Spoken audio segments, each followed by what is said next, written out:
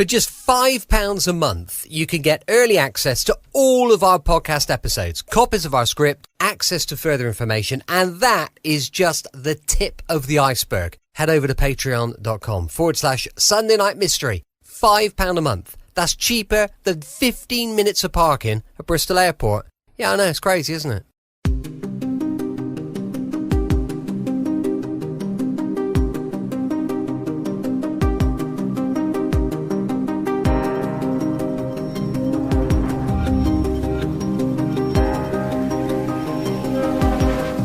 Welcome back to Sunday Night Mystery, where we unravel the intricate details of some of the most baffling cases in history.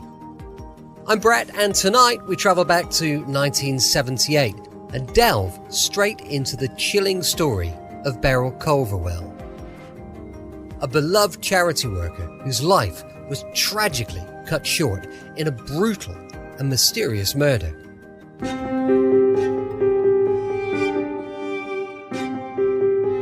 Beryl Culverwell was a dedicated charity worker and a trustee of the Bath Maternity Society.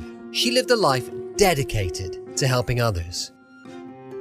Her home in Widcombe Hill, Bath, was a hub of warmth and generosity where she lived happily with her husband Anthony and their 3 children. But on the bitterly cold, haunting evening of Friday the 13th of January, 1978, tragedy struck. Anthony Culverwell returned home from work to find their house, Woodholm, shrouded in darkness. Upon entering, he discovered a scene of chaos in the kitchen. Groceries scattered on the table, perishables left out, and an oven with a burned pastry. Concern turned to panic when he realised his wife Beryl was nowhere to be found. His search led him to the garage, where he made a horrific discovery.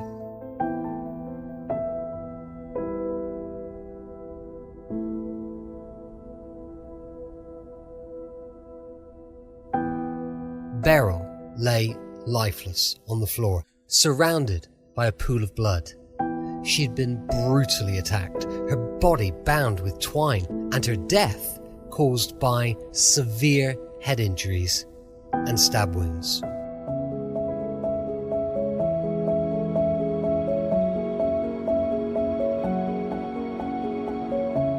Nearby, a blood-stained kitchen knife and Beryl's sheepskin coat told a grim tale of violence and struggle. It was later found that Beryl had been clubbed around the head before she was stabbed 21 times. A search found a pair of secateurs that had been taken from the garage and used to cut the telephone wires in the house, then left in the hallway. But there was no sign of any violent struggle in the house itself. The murder investigation team was headed by Detective Superintendent John Robinson. There was no sign or reports of Beryl having been sexually assaulted, and nothing had been taken from the house. There were no unexplained fingerprints or forensic evidence left behind, and none of the neighbours had heard screams or sounds of struggle.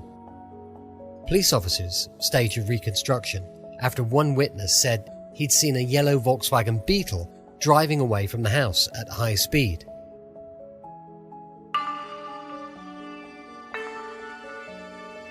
The investigation that followed was plagued with more questions than answers.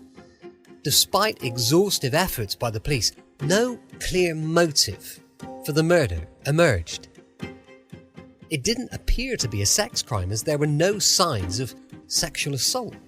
Robbery also seemed unlikely, as nothing was missing from the house, and Beryl had money readily available.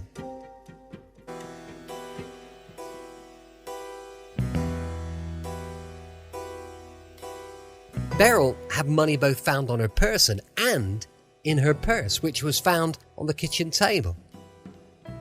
Examining the scene and trying to piece together the likely events of the day, it appeared that upon getting home after a shopping excursion that day, Beryl poured herself a glass of ginger wine and was about to make some lunch. It was known that she had a 2 p.m. appointment with a young local mother that afternoon, and investigation revealed that she failed to keep this appointment. So the question is, was Beryl already dead? What about the secateurs that had been taken from the garage and used to cut the telephone wires in the house? What was the reason for such an action? But aside from this strange decision, there was no sign of any violent struggle in the house itself. There was no blood staining, nothing had been kicked or knocked over in a struggle. It was apparent that Beryl had been killed where she was found. Had she disturbed an intruder and fled to the garage, or had an intruder broken in and forced her there, then killed her? But why? Did she know the killer? The only clue came from witness sightings of a yellow car seen leaving the scene at high speed, suggesting the involvement of multiple offenders. Detectives also discovered that the murder weapon was fashioned from slivers of a shotgun butt, adding another layer of mystery to the case. House-to-house inquiries in Bath were concentrated within the Widcombe Hill area.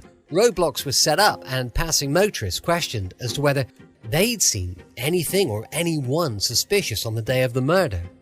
An appeal was made to local guest house proprietors, asking for information about any sudden arrival or departure, in case this person may have been the killer. Known criminals were questioned. A mass search of the surrounding areas was undertaken, along with hundreds of statements taken from people in the local area. A detailed look at Beryl and her family's lives, their friends and work acquaintances was undertaken in an attempt to establish a possible motive or a suspect, but nothing. She was loved or liked by everyone that knew her and wasn't involved in anything illicit or unlawful. Over the years, numerous appeals and investigations have failed to unearth the truth behind Beryl's murder. Was it a botched robbery gone wrong, or a calculated attack by someone with a personal vendetta? Theories were plentiful, but there were no clear suspects, and the passage of time clouding memories. The case remains unsolved. A Freedom of Information request available online concerning undetected homicides in the Avon and Somerset area contains details of Beryl's murder, stating that on the 13th of January 1978, 52-year-old Beryl Culverwell of Woodholm, Widcombe Hill, Bath, Mrs. Culverwell, was found murdered in the garage of her home. She died from stab wounds and severe head injuries. Her body had been tied with twine. The file is listed as undetective, active, with regular reviews. This is the only reference that we've found to Beryl having been found bound with twine. The question remains, what is the likely profile of Beryl's killer?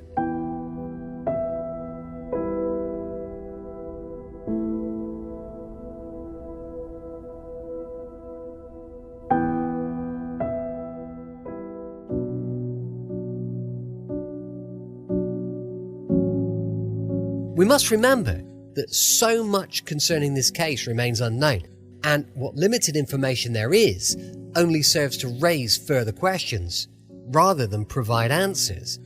There's no obvious suspect, and the motive remains unclear. Why not scream, or try to leave the house, or try to alert neighbours? Was she caught unawares, clubbed into unconsciousness? But why the need to commit such a ferocious attack? Or did she try to escape from the garage? Was she clubbed into unconsciousness and then the offender panicked, stabbed and battered her repeatedly, then fled before anything could be taken? Did Beryl recognize her killer and in doing so cause her own death? The witness statements detailing a yellow car that contained two men leaving the scene, driving very fast and very erratically, all support the scenario of it being a potential robbery that led to an unplanned murder. This is also supported by the use of a knife from Beryl's own kitchen to stab her, and the fact that it was left at the scene, This seems unplanned and disorganized. If the killing was planned, surely the killer would have removed the murder weapon, not left it at the scene. What if the killers had gone to the house with the deliberate intention of killing Beryl? Is it possible that Beryl was killed by someone she knew? When we consider that Beryl's car was on the driveway, it's puzzling to think why an offender would choose at random a house, however affluent and remote it appeared, if a car was visible in the driveway and it appeared that someone was at home. Unless, of course, you were familiar with the family and recognized which was Beryl's car and which was Anthony's. Some could suggest that the killer was either someone who'd watched the house for a period of time and had learned the family routines, or someone who knew Beryl. If it was someone she knew, perhaps this would also support the lack of any sign of forced entry and the reason for no screams. Beryl may have admitted the killer or killers willingly to her home, unwittingly welcoming her murder, not realizing she had any reason to fear them. If this was the case and her killer was someone she knew, then who was it? Beryl's life and the lives of her family were scrutinized in an attempt to identify a suspect or a motive. But nothing and no one stood out. Everyone knew the Culverwell family was investigated as a potential suspect. Friends, neighbours, family and colleagues. But all were eliminated from the investigation. There was no obvious motive to be found. No affairs, no criminal activity, no long-running feud, or even cross words with anyone were found. Was it someone that she'd met in the course of her volunteering? Perhaps the estranged partner of one of the young mothers that she'd counselled? Had someone developed a grudge against someone they believed had helped their partner to get free from their control? Beryl was a trustee of the Maternity Society.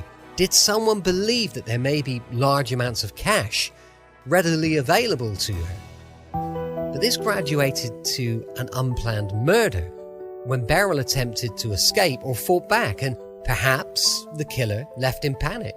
All thoughts of robbery abandoned. Another question is, have the killers continued to commit other crimes? This killer is probably in police files somewhere, but will their identity ever be revealed? As we reflect on the tragic loss of Beryl Culverwell, we're reminded of the enduring impact of senseless violence and the importance of seeking justice for those who've been taken from us. Though the years may pass, the memory of Beryl and the quest for answers will never fade. Join us next time as we delve into another chilling mystery that continues to confound investigators and haunt communities. Until then, stay vigilant and never forget those who've been lost to the shadows. Thank you for tuning in to Sunday Night Mystery.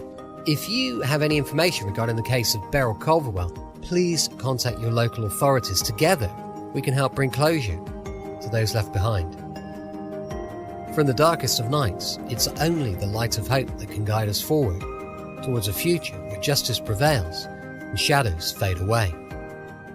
Till next week, stay safe, and remember, the truth may be hidden, but as long as we keep the investigation alive, it's never truly lost. I'm Brett, and I'll see you next time on Sunday Night Mystery. For now, stay curious, stay vigilant, and be sure to guard yourself against the darkness that surrounds us all. I'll see you next week on Sunday Night Mystery.